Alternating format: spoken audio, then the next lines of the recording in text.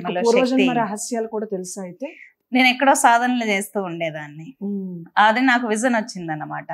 Okay, నేను previous birth లో సాధనలు చేయడం వల్ల ఈ విధంగా వచ్చింది శక్తి అని నాకు ఒక క్లారిటీ, నా లైఫ్ మీద నాకు ఒక క్లారిటీ ఉంది.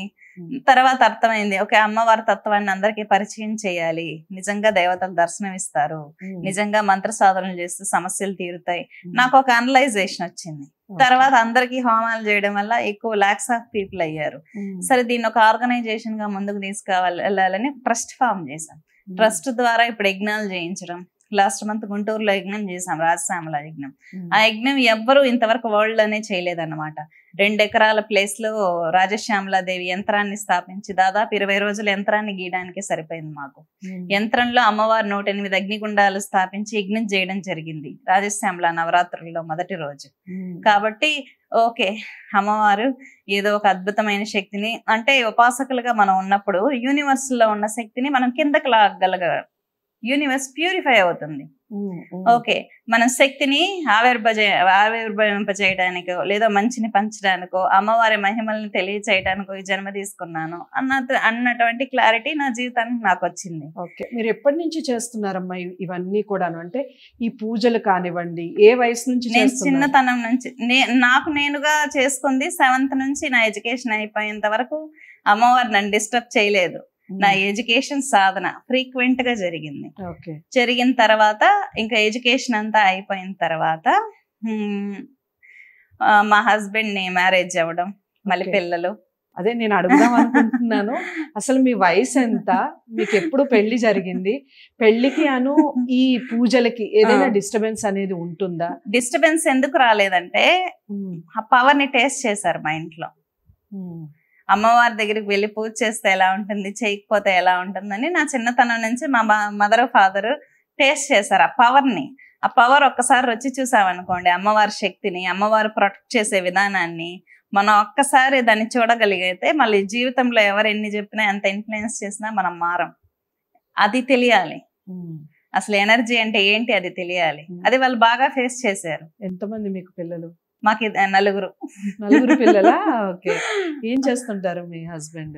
మా హస్బెండ్ కూడా ఉపాసకులే. ఆయన కాలభైరవ ఉపాసకులు, నేను ఖాళీ సాధన చేసేదాన్ని అనమాట.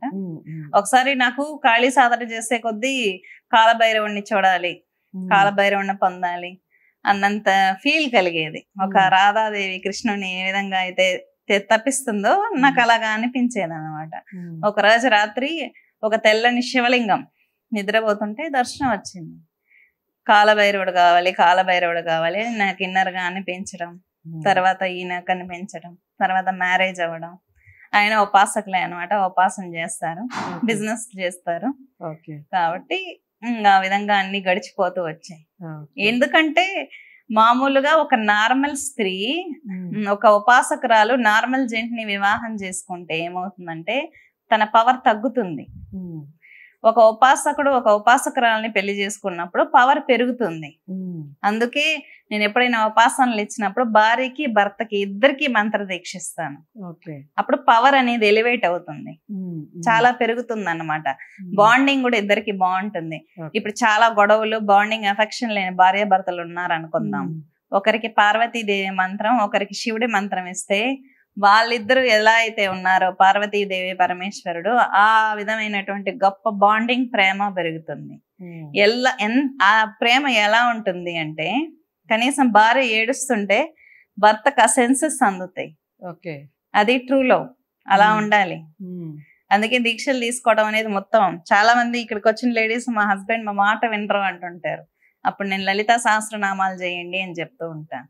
లలితా సహస్రనామాలు చేసినటువంటి స్త్రీ తన భర్తకు మాత్రమే అందంగా కనిపిస్తుంది, మిగిలిన వాళ్ళందరికీ తల్లిలాగా కనిపిస్తుంది అన్నమాట. అంత గొప్ప శక్తి లలితా సహస్రనామాలకు మాత్రమే ఉంది. మంత్ర సాధన అనేది ప్రతి స్త్రీకి అవసరం. నిజానికి ప్రతి స్త్రీలో విల్ పవర్ పెరగాలన్నా, తన కోరికలు తీరాలన్నా, తన ఫ్యామిలీకి ప్రొటెక్షన్ ఉండాలన్నా, తన తత్వాన్ని, తన ఐడెంటిటీ తనకు నిలవాలన్నా, ఏదైనా రంగంలో ముందుకెళ్లాలన్నా ప్రతి స్త్రీకి అమ్మవారిని ఆరాధించడం అనేది చాలా చాలా ముఖ్యం. ఎందుకంటే తన ఆలోచనకి తగినటువంటి శక్తి అమ్మవారు ఇస్తుంది. అమ్మవారు దుర్గా ఇస్తుంది, ధైర్యాన్ని ఇస్తుంది దుర్గాదేవి. కాళి సంహార శక్తిని ఇస్తుంది, లక్ష్మి ఐశ్వర్యాన్ని ఇస్తుంది. కాబట్టి ప్రతి స్త్రీకి మంత్ర సాధన అనేది అవసరం.